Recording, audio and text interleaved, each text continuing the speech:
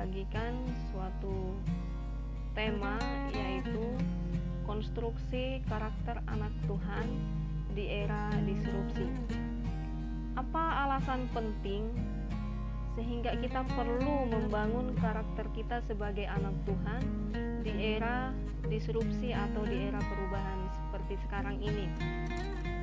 Alasannya ialah karena adanya degradasi moral atau adanya kemerosotan moral. Saat ini sudah begitu luas kalangan yang merasakan terjadinya degradasi atau kemerosotan moral. Pengajaran moral merupakan suatu perlawanan terhadap kemerosotan moral. Dan oleh karena kemerosotan moral ini tak butuh pembaharuan pikiran atau pembaharuan akal budi. Dalam Roma 12 ayat 2 mengatakan, "Janganlah kamu menjadi serupa dengan dunia ini, tetapi berubahlah oleh pembaharuan budimu, sehingga kamu dapat membedakan manakah kehendak Allah, apa yang baik, yang berkenan kepada Allah, dan yang sempurna." Nah, perubahan pikiran atau akal budi merupakan syarat untuk kita bisa mengenal dan melakukan kehendak Allah. Apa yang diyakini oleh pikiran akan mempengaruhi perilaku atau behavior seseorang. Pembaharuan akal budi akan menghasilkan perubahan perilaku atau behavior transformation. Yang dimaksud dengan perilaku atau behavior ialah karakter, sikap, perbuatan atau tindakan seseorang yang bisa dilihat, bisa diamati, dan juga bisa diukur. Jadi, perubahan perilaku akan teraktualisasi dalam sikap, dalam tindakan, dan perbuatan karena telah mengalami perubahan pikiran atau perubahan akal budi dari manusia yang lama kepada manusia yang baru, dari gelap kepada terang Tuhan yang ajaib.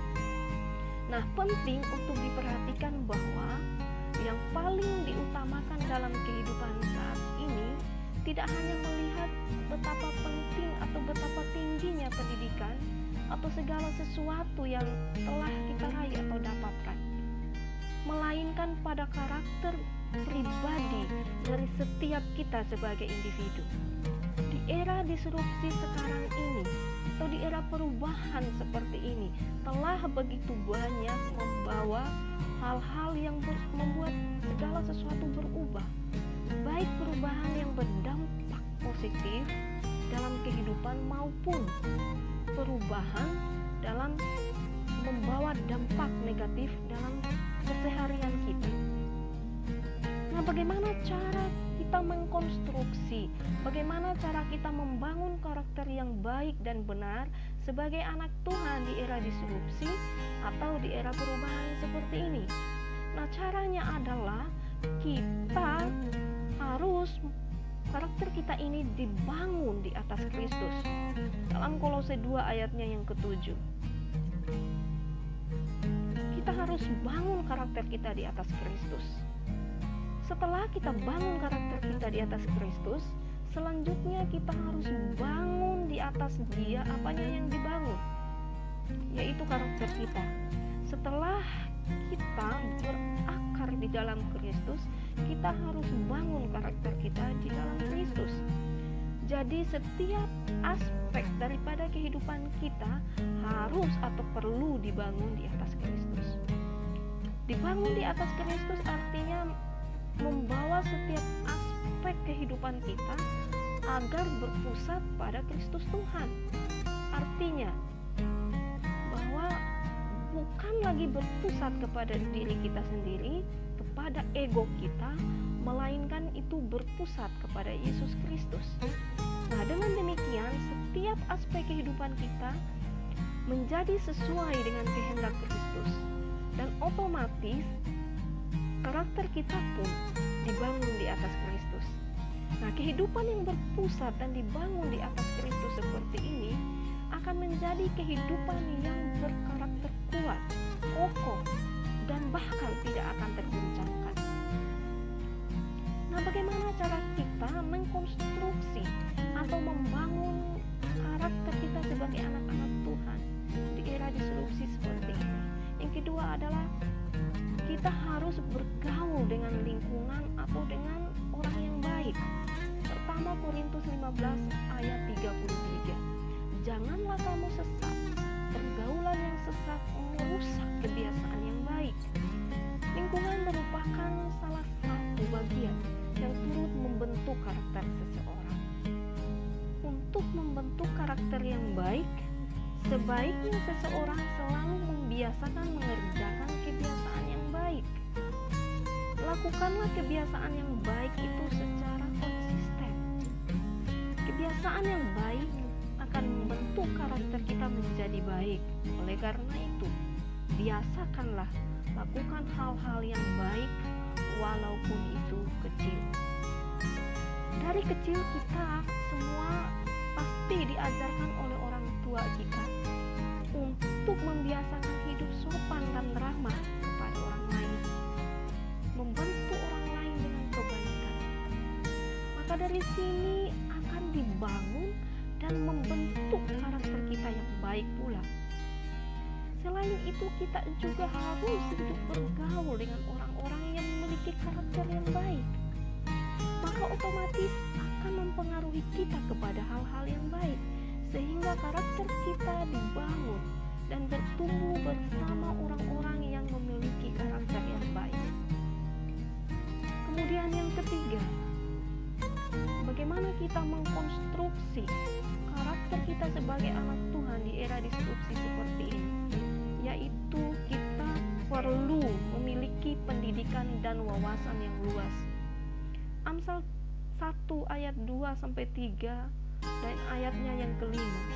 Untuk mengetahui hikmat dan didikan, untuk mengerti kata-kata yang bermakna, untuk menerima didikan yang menjadikan pandai, serta kebenaran, keadilan, dan kejujuran.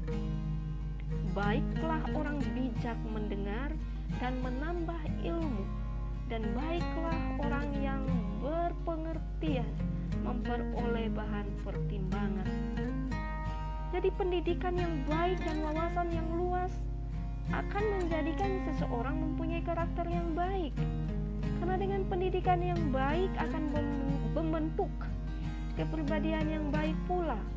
Dan wawasan kita yang luas akan membuka cakrawala kita untuk melihat, untuk menyaring semua yang akan kita dapatkan dan kita lakukan. Nah, karakter dapat dikonstruksi melalui pendidikan karakter Kristen. Sebab pendidikan karakter memiliki beberapa fungsi, yaitu dapat membentuk dan mengembangkan potensi kita sebagai anak Tuhan, agar kita bisa berpikir benar, agar kita memiliki hati yang baik dan benar, agar kita berperilaku baik dan benar sesuai dengan aturan-aturan dan perintah Allah dalam Alkitab. Saudara,